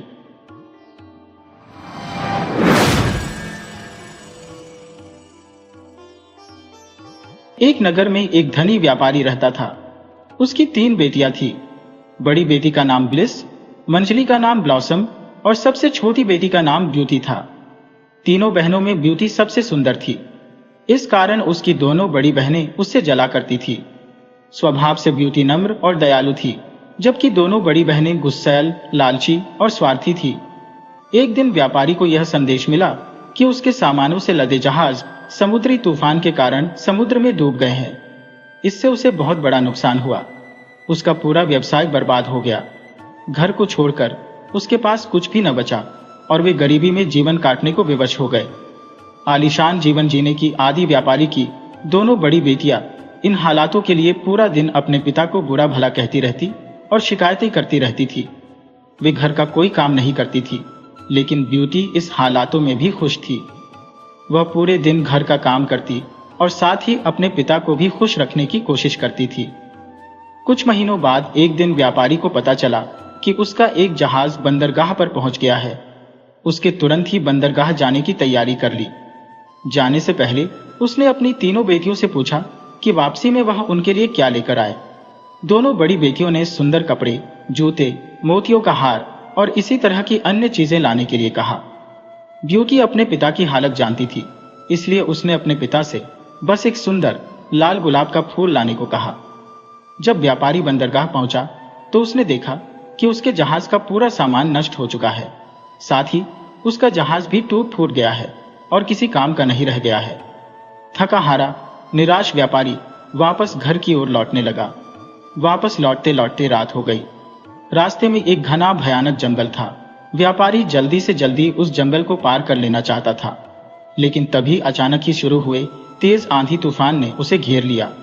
उस तूफान में सफर जारी रख पाना असंभव था। आश्रय की खोज में वह इधर उधर भटकने लगा। तभी उसे उस भयानक जंगल में एक स्थान पर रोशनी दिखाई पड़ी। जब वह पास पहुंचा तो उसे रोशनी से नहाया हुआ महल नजर आया। उसकी उम्मीद बंध गई कि रात गुजारने के लिए उसे यहाँ आश्रय मिल सकता है। वह महल के दरवाजे के पास पहुंचा, देखा कि वह खुला हुआ है। उसने वहां से आवाज लगाई, किंतु कोई बाहर नहीं आया। साहस बटोरकर वह अंदर चला गया। अंदर पहुंचकर उसने फिर से पुकारा, किंतु फिर भी कोई नहीं आया। वह महल बड़ा ही विचित्र था। पूरा महल रोशनी से जगमगा रहा था। खाने की टेबल लजीज पकवानों से सजी हुई थी, लेकिन वहां कोई भी नहीं था। लंबी यात्रा के उपरांत व्यापारी को जोरों की भूख लगाई थी, इसलिए वह चुपचाप भोजन करने लगा। भोजन करने के बाद वह जिज्ञासावश महल की सीढ़ियां चढ़कर ऊपर पहुंचा। महल बहुत आलीशान था और उसके हर कक्ष सुंदर रीति से सजे हुए थे। वह थका हुआ था, इसलिए एक कमरे में जाकर नरम बिस्तर पर सो गया। सुबह जब वह सोकर उठा तो उसे अपने बिस्तर के पास नए कपड़े दिखाई पड़े। नहा धोकर उन कपड़ों को पहनकर वह तैयार हो गया। खिड़की से बाहर झांककर उसने देखा कि मौसम साफ हो चुका था। अब मैं अपनी यात्रा फिर से शुरू कर सकता हूं। यह सोच वह सीढ़ियों से नीचे उतरा। नीचे पहुंचकर देखा कि टेबल पर नाश्ता लगा हुआ है। उसने नाश्ता किया और वापस जाने के लिए खुशी खुशी बाहर निकल आया। बाहर निकलते ही उसे एक खूबसूरत गुलाबों का बगीचा दिखाई पड़ा, जहां गुलाब के विभिन्न रंगों के सुंदर फूल खिले हुए थे, जिन्हें देख उसे ब्यूटी से किया हुआ वादा याद आ गया। उसने सोचा कि मैं अपनी दोनों बड़ी बेटियों की इच्छा तो पूरी नहीं कर सका, पर कम से कम ब्यूटी की इच्छा तो पूरी कर ही सकता हूं। यह सोचकर जैसे ही उसने लाल गुलाब का फूल तोड़ने के लिए हाथ बढ़ाया, उसे एक भयानक हंसी सुनाई पड़ी। डर के मारे उसने अपने हाथ पीछे खींच लिए। उसने देखा उसके सामने एक डरावना राक्षस खड़ा है। उस राक्षस की आंखें अंगारों की तरह लाल थी। व्यापारी को घूरते हुए वह गुस्से में गुर्राया, दुष्ट व्यक्ति, मैंने तुम्हें अपने महल में आश्रय दिया, खाने के लिए लजीज भोजन दिया, सोने के लिए नरम बिस्तर दिया और पहनने के लिए नए कपड़े दिए। मेरे इन एहसानों के बदले मुझे धन्यवाद देने के बजाय तुम मेरे बगीचे से फूल चुरा रहे हो। कितने आसान फरामोश हो तुम। अब मैं तुम्हें जीवित नहीं छोड़ूंगा। डर से कांपते हुए वह व्यापारी राक्षस के पैरों पर गिर पड़ा और क्षमा याचना करने लगा।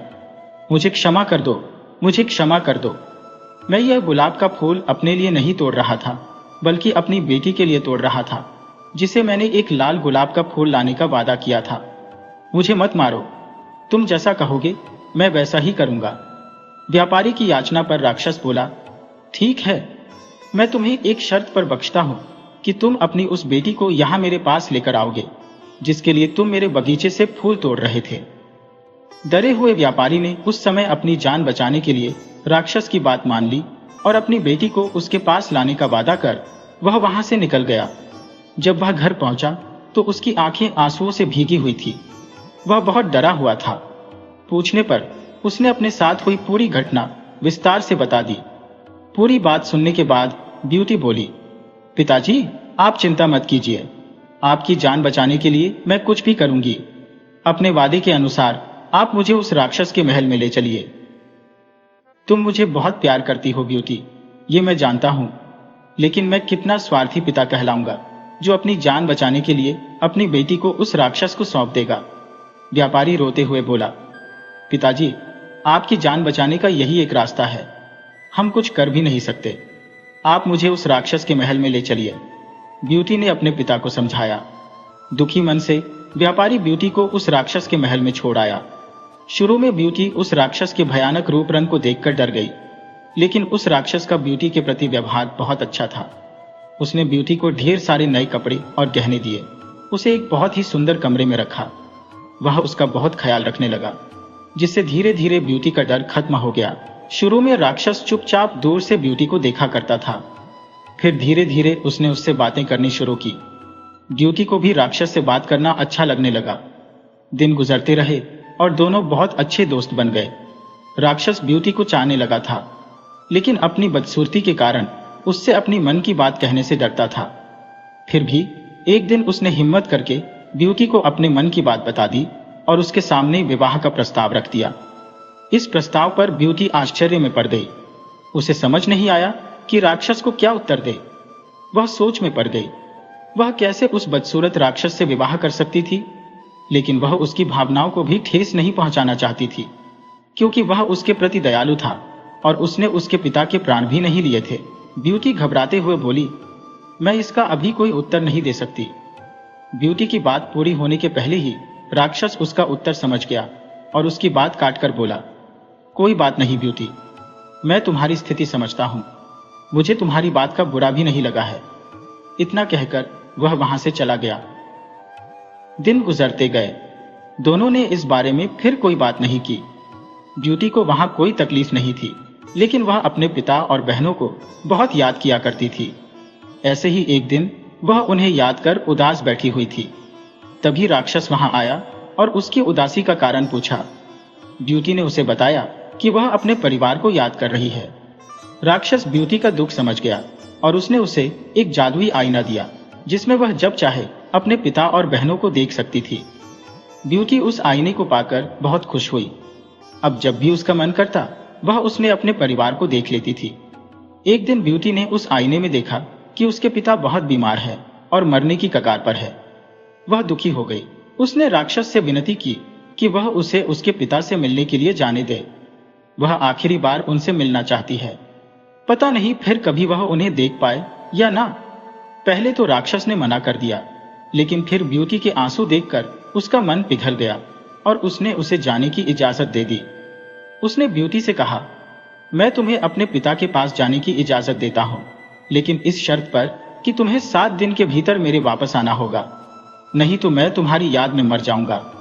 ब्यूटी ने राक्षस से वादा किया कि वह अपने पिता को देखकर 7 दिन में वापस लौट आएगी। राक्षस ने उसे एक अंगूठी दी और कहा कि जब वह यह अंगूठी अपनी उंगली से उतारेगी, वह वापस इस महल में होगी। ब्यूटी ने वह अंगूठी पहन ली। अगले दिन जब वह सोकर उठी तो उसने खुद को अपने पिता के घर पर पाया। वह सीधे जाकर अपने पिता से मिली। पिता ब्यूटी को देखकर बहुत खुश हुआ। वास्तव में वह यह सोचकर बीमार पड़ गया था कि उसकी बेटी एक राक्षस की कैद में है। ब्यूटी ने उसे राक्षस के बारे में विस्तार से बताया कि वह उसके साथ बहुत अच्छा व्यवहार करता है और उसे कोई तकलीफ नहीं होने देता। ब्यूटी की खैरियत जानकर व्यापारी धीरे धीरे ठीक होने लगा। वहां रहते हुए ब्यूटी को राक्षस की याद आने लगी। उसके साथ रहते रहते उसे उसकी आदत पड़ गई थी और उसके अच्छे और दयालु व्यवहार के कारण वह उससे प्रेम करने लगी थी। एक दिन ब्यूटी की दोनों बहनें ब्लिस और ब्लॉसम, जिनका विवाह हो चुका था, उससे मिलने आई। ब्यूटी ने उन्हें राक्षस के घर के आरामदायक जीवन के बारे में बताया। सुनकर दोनों बहनें जल उठी। जब उन्हें पता चला कि ब्यूटी को 7 दिन के भीतर वापस राक्षस के महल जाना है, तो उन्होंने झूठे आंसुओं की बदौलत ब्यूटी को वहां कुछ दिन और रोक लिया।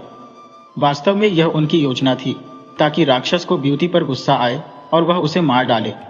उधर राक्षस ब्यूटी का इंतजार कर रहा था। 7 दिन पूरे होने के बाद भी ब्यूटी के वापस न आने पर वह तड़पने लगा। इधर ब्यूटी भी उसे याद कर रही थी। एक रात ब्यूटी ने सपना देखा कि राक्षस नीचे गिरा हुआ है और मर रहा है। ब्यूटी की नींद टूट गई। उसे अपना वादा न निभाने पर बहुत पछतावा हुआ। उसने तुरंत ही अपनी अंगूठी निकाल दी और दूसरे दिन जब वह सोकर उठी तो वह राक्षस के महल में थी। ब्यूटी ने दिन भर राक्षस का इंतजार किया, लेकिन वह उससे मिलने नहीं पहुंचा। उसने पूरे महल में उसे ढूंढा, लेकिन वह उसे नहीं दिखा। वह परेशान हो गई। फिर शाम को वह महल से बाहर निकली और राक्षस को खोजने लगी। उसने पूरे बगीचे में उसे ढूंढा। फिर वह महल के पीछे वाले हिस्से में गई। वहां एक कोने में राक्षस नीचे पड़ा हुआ था। वह बहुत कमजोर नजर आ रहा था। ऐसा लग रहा था मानो वह मरने की कगार पर है। ब्यूटी जल्दी से उसके पास गई और उससे बोली, ये तुम्हें क्या हो गया है? मैंने तुमसे कहा था ना कि यदि तुम नहीं आई तो मैं तुम्हारी याद में मर जाऊंगा। राक्षस ने उत्तर दिया। ब्यूटी ने अपने देर से आने के लिए उससे क्षमा मांगी और उससे कहने लगी, तुम मुझे छोड़कर मत जाओ, मैं तुम्हारे बिना नहीं रह सकती। मैं तुमसे प्रेम करने लगी हूं, मुझसे विवाह कर लो। ब्यूटी का इतना कहना था कि एक चमत्कार हुआ और वह राक्षस एक सुंदर नौजवान राजकुमार में परिवर्तित हो गया। ब्यूटी यह देखकर आश्चर्यचकित रह गई। राजकुमार ने उसे बताया, मैं एक जादूगरनी के श्राप के कारण राक्षस बन गया था। कई वर्षों तक मैं इस रूप में रहा। यह श्राप तभी टूटता जब कोई मेरी बदसूरती के बाद भी मुझसे सच्चा प्रेम करता। आज तुम्हारे सच्चे प्रेम के कारण वह श्राप टूट गया है और मैं वापस अपने असली रूप में आ गया हूँ। ड्यूटी उसे देखकर बहुत खुश हुई। दोनों ने विवाह कर लिया और खुशी खुशी रहने लगे।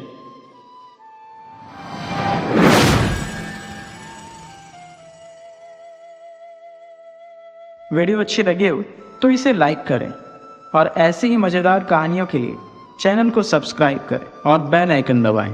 ज़्यादा से ज़्यादा अपने दोस्तों को शेयर करें। धन्यवाद।